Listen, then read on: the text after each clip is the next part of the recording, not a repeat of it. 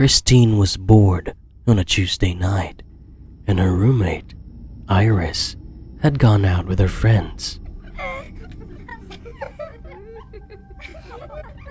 Classes ended 3 days ago, and both girls are preparing to go home to their families for the spring break. And so, poor Christine was alone in her dorm with not a lot to do.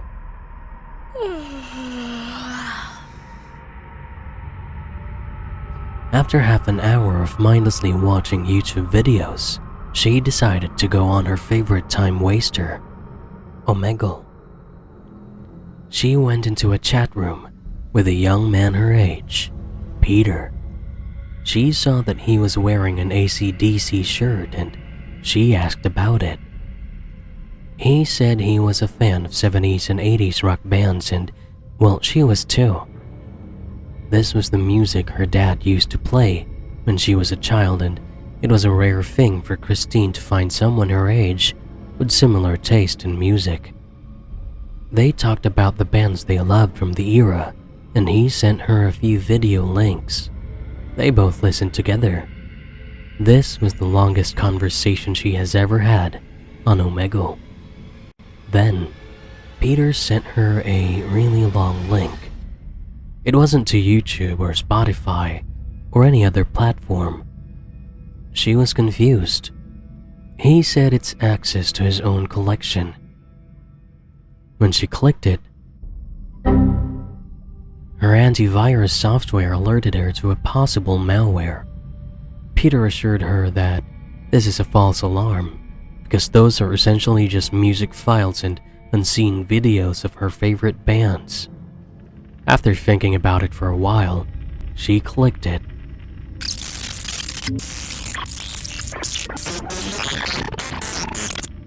Immediately, her computer screen glitched and the window she was using to chat closed. Her computer restarted and it seemed normal. Christine decided that that was enough for the night and decided to go to sleep. She put her laptop to sleep as well. That night, as she was sound asleep in her bed, her laptop quietly booted back on, but it was not obvious as the monitor was off.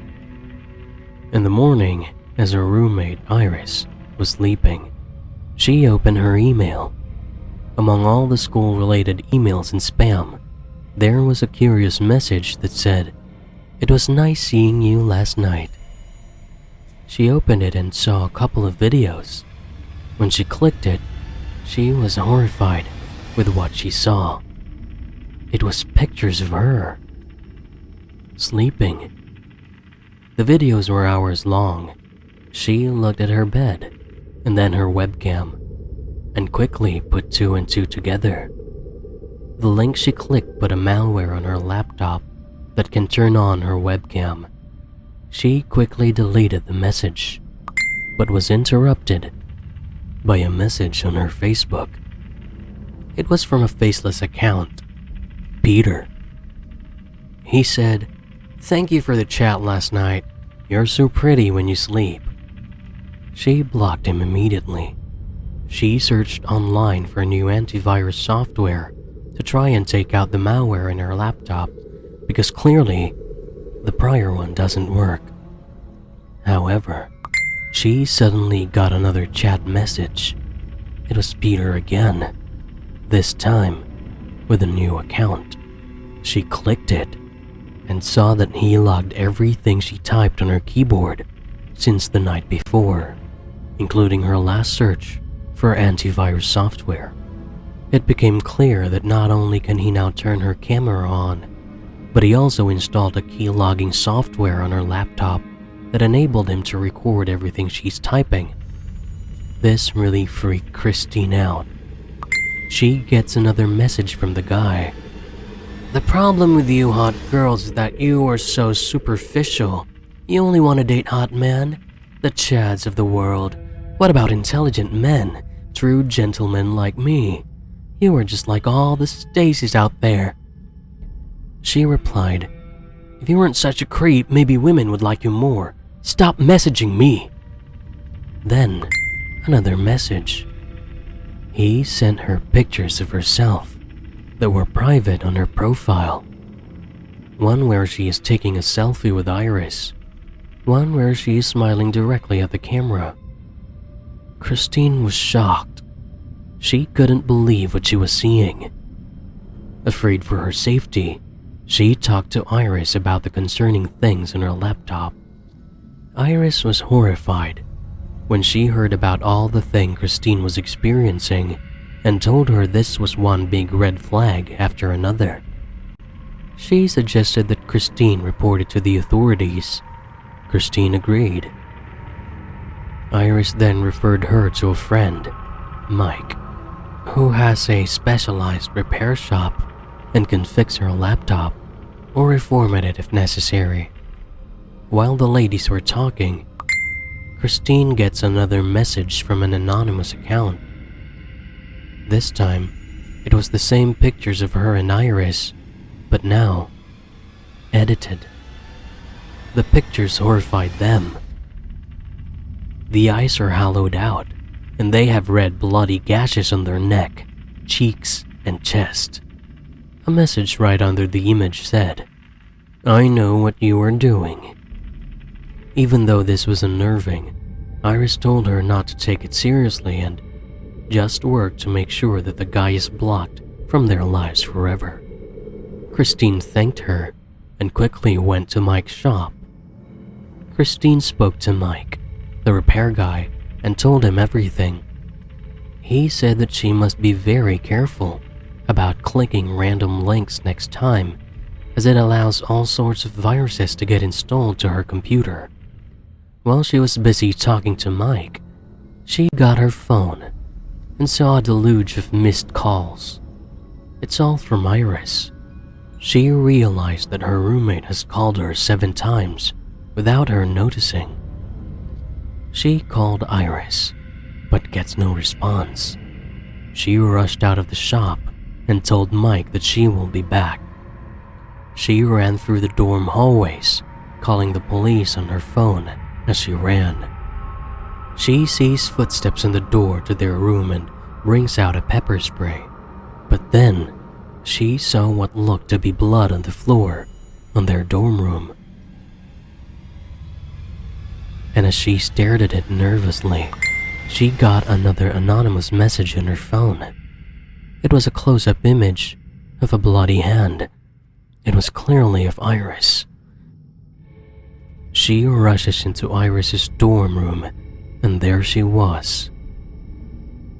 Splayed across the bed, eyes gouged out, lacerations all over her body, neck, and chest. She stood there, horrified, in tears. Iris was dead, and she had no idea who did it. Then, another message on her phone. She opened the message. It was in her room, right at that very moment. It was taken from behind.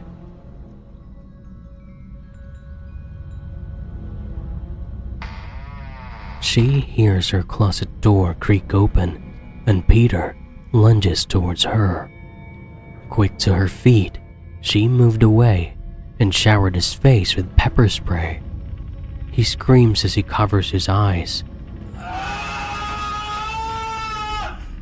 The burning pain of the pepper spray taking over. She kicks him hard in the groin, which makes him fall to the ground. Then, she kicked and kicked until he is bruised, wounded, and unconscious. She finally stops. She stares at his entitled little face, her eyes filled with rage and contempt as she hears the police coming through the corridor. She looked back at her roommate and goes to hug her lifeless body.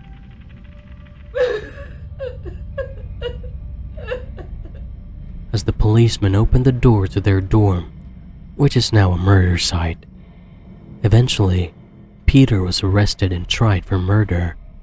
In their state, that carries a sentence of life in prison without the possibility of parole. He will die in jail where he belongs. As Ben's 9th grade class ended, he waved goodbye to his classmates who were being fetched by their parents. While he was a skinny, quite nerdy kid, he did have a lot of friends in the school. He was a promising and smart student that everyone got along with. He said take care to the ones riding school buses. He was going to walk home because he only lived 10 minutes away from the school. And on that day, his mom was at home, sick with colds. He had walked home countless times before, so this was absolutely no problem. His backpack weighed heavily with all the books and projects, so he walked fairly slowly. He stood in front of a stoplight, waiting for it to turn green, when a white van slowed down and pulled in behind him. It was broad daylight, so he was not concerned. He just looked ahead at the stoplight, not realizing that the van's door opened behind him, and out came 2 men. As the light turned green and he was about to walk, the men quickly snatched him. One man put his arms on his mouth and whispered that if he screamed, they will kill him. He was immediately put inside a van. He thrashed and struggled, but they were too strong for him. One of the men pulls out a syringe and injects him. Tears are running down his eyes into the man's hand that is still firmly on his mouth. Slowly, his eyes start to close as he falls into a deep sleep. Ben slowly opened his eyes and immediately grimaces in pain. Something was very wrong. He was still disoriented and a bit shocked. On the floor, he could see pools of blood and dirty liquid. Only a small ceiling light illuminated the table where he was lying down. He tried sitting up. It was very difficult at first. He tried to hold the table to get balanced and was shocked to see his right arm. It was just gone. There's a stump right below his elbow where his forearm used to be attached. It was covered in bloody bandage and is still wet with blood. Tears well up in his eyes, and he wails in terror and confusion as he realizes his arm has been amputated. He looked around him, and he is in a dark warehouse-like structure with barrels that look like cages with kids and adults in them. They look emaciated, like they have not eaten in weeks. The place itself is smelly, dirty, and cramped. From the shadows emerges a tall, imposing figure. He spoke in a deep, gravelly voice that sent shivers down Ben's spine. The man says that his name is Rod and explains exactly what is going on. He tells the poor boy that this is his new life now, until he dies. When his wounds fully heal, he will join the others on their daily rounds. They will go out the streets to beg. Rod warns that any attempt to escape will be terrible for him. If he tries to speak out, they will take his tongue. If he tries to run, they will take his leg. And indeed, Ben saw a slightly older boy in the cage, with one of his legs gone. Rod explains that amputees tend to earn much more because people sympathize with them. And so, if he ever tries anything funny, his life will be even worse. The more he misbehaves or tries to rebel, the more body parts he will lose. They put Ben into a tiny cage. He sits there, terrified. Now he was also quite hungry. He asked for some food and they tell him that they will have to deprive him of food for a few days because he still looked a bit too healthy. All night, he was kept in that tiny cage, scared and crying, thinking about his family. Their memories are the only thing keeping him strong. He knew he will escape from this place, but how? This is clearly a well-organized crime syndicate. It's not going to be easy. He spent 3 days in the cell, eating the most disgusting food he has ever eaten. Not speaking to anyone, scared that the threats of him getting even more hurt will come to fruition. Then the day comes for him to beg. They give him instructions that he will be with a small group of 5 people, 3 other teens and an elderly lady who would carry a baby around. Ben noticed that the baby was not reacting to anything. Ben realized that this is why he rarely ever sees the babies carried around by beggars crying. Clearly, this infant had been sedated. They are loaded into the back of a small truck at 2 in the morning. This is to make sure that no one can see them being transported into the city center, so that tourists and locals in cars won't realize that they are not independent beggars, but are controlled by this syndicate. Before the truck left, Rod warns them that if they don't reach the daily quota of $30, they will be beaten up. This is not the city where he was abducted. This was hundreds of miles away. When they arrive at an intersection, one of the gang henchmen go down the truck with them and hang out in the nearby parking lot. The gang member has put down a small chair where he watches them beg and makes sure that they are doing their job. And so, he begins his day, knocking on cars and begging. Some people initially ignore him, but when they see his missing arm, they take pity and give money in return. This evil, manipulative scheme works. It makes a good buck. He would work from early morning until late at night, taking breaks to only eat some disgusting lunch that the lookout serves them. For weeks and weeks, this was his life. Along the way, Ben's appearance changed. He looked skinnier, his eyes were sunken, and he couldn't remove the overwhelming sensation of sharp, phantom pains where his arm used to be. One day, while he was on the road working, he saw a pile of trash on the roadside. Sticking out of the trash is a small, half-used pencil. Eyeing the lookout, who seems to be busy chatting with some other guys, he quickly picks the pen up with his toes, grabs it, and puts it inside his shorts. He started hatching a dangerous plan in his mind. Over the course of the next few days, when some people would give him packed food like sandwiches, he would keep the paper and hide it in his shorts. Then at night, alone in his little cell, he pretends to sleep while sitting down. His eyes are partially open though, looking out for the moment when his captors are distracted. He does this very patiently. He starts writing on the small paper.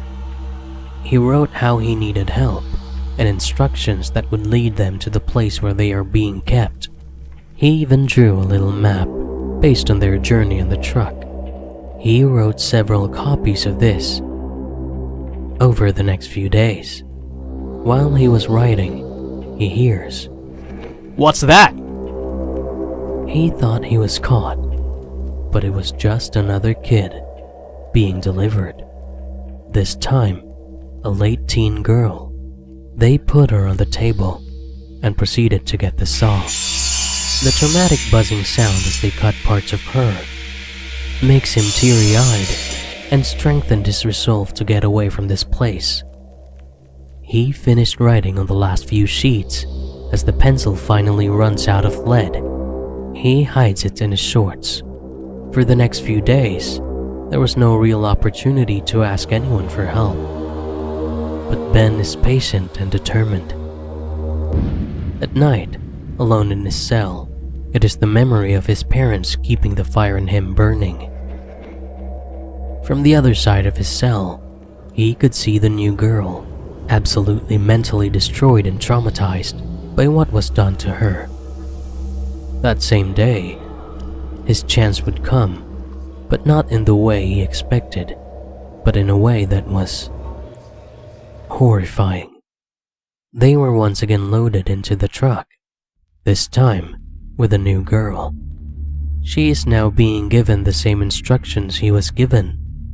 She didn't respond. She just looked zoned out, totally blank. They started begging in the morning. Ben was still holding on to the papers he made. He saw a nice minivan, and the woman gave him some candies to eat. He hands her the paper. Then, he sees the van drive ahead, hoping that she would read it. The window of the van opened, and out came the woman's hand and throws away the paper. Dejected and angered, Ben kept his emotions to himself. Then, he hears a crash, then screaming. The lookout stood from his place. He looked startled too. A small family car stopped in the middle of the road. In front of it, the new girl. The driver is horrified. "She ran into the car! She ran into the car!" A small crowd is now forming around the girl. The lookout runs towards the girl and tries to see if she is okay, but there is blood everywhere. Her body is limp and lifeless. Ben stood there, teary-eyed, but he snapped out of it. This is his chance. While the lookout was busy trying to save the girl, he hands several people his papers. Most of them just reject him and is disgusted that he is touching them. He was down to his last paper, and he gives it to a lady. The lady stares at him, confused. He mouths, "Please." Then, her reaction changed to one of understanding. She keeps the paper in her pocket just as the lookout calls to him and tells him to help. The truck ride home was horrible. Everyone was quiet. Even the usually boisterous gang members were angry that they lost the girl. She was not even human for them, just a lost investment. Ben looked at them with seething hate. Ben is once again alone in his cell, but now the cell in front of him is empty. He cried himself to sleep. Then, his sleep is interrupted. There is a loud knock. The sound of police sirens. The gang members stand up in panic. The police is trying to break down the door of the warehouse. Enraged, the lookout gets a gun. "Who did this?" No one was answering. The door is about to be broken down. "Who?" Then, his eyes go to Ben. It clicks in his head. You did this!" He loads his gun and points it at Ben. He's getting ready to shoot him. A gunshot echoes throughout the warehouse, and the lookout bleeds from the neck. The police shot him. He falls to the ground. The gang members also try to open fire, but the police fires back. Kids in cages, covering their ears, scared of the gunshots. Finally, with some of the gang dead, the others simply surrender. In the police station, Ben sees the lady who helped him and gave her one big hug. He thanks her for her help. Then, he saw his parents. They look like they haven't slept in ages, and the family reunites once more. The other kids and victims also getting reunited with their families. A social worker sits down with Ben and offers him state-sponsored counseling. She gives him an offer to testify against the people who wronged him. She says that they are starting to uncover evidence of a large-scale syndicated human trafficking operation. They deal in forced begging, factory slavery, and organ harvesting. He can contribute greatly, not only in jailing his abusers, but also in possibly taking down this large syndicate. He and his family will be entered into the witness protection program if he accepts. Without even thinking about it for a minute, he agrees. These people will pay. Leo has been on Omegle for over 3 hours now. At the age of 16, it was his favorite pastime. He was always curious about the different cultures of the people he meets from all over the world. That night, he met a nice young lady, 19 years old. She was sharing that her name came from a musical instrument, and he found that fascinating. She learned English from a tutor, and she was pretty fluent, even if it was a second language that she learned later in life. They talked about music and school life. It was a lot of fun. Then, the conversation was interrupted by the sound of crashing glass. The girl looked visibly startled. "What was that?" she said, worried. Leo laughed. Obviously, this was a prank. He said he's seen stuff like this before, but she looked serious. Then, there were screaming downstairs. She went out of her room nervously and left the laptop open. He couldn't understand what was happening. He himself was getting anxious, and his mouse pointer was hovering above the stop button. Yet, he relented. Maybe out of morbid curiosity, or maybe out of real concern. Then, he heard more screaming from downstairs. It was the girl she was talking with. Then, there was just silence.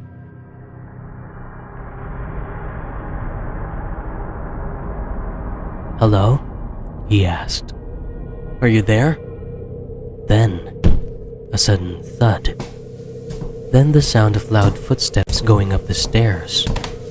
Several men, covered in what looked like ethnically designed masks, stormed the room. They ransacked the room, looking for valuables, and put them in a small black bag. Then, they saw that the laptop was still on.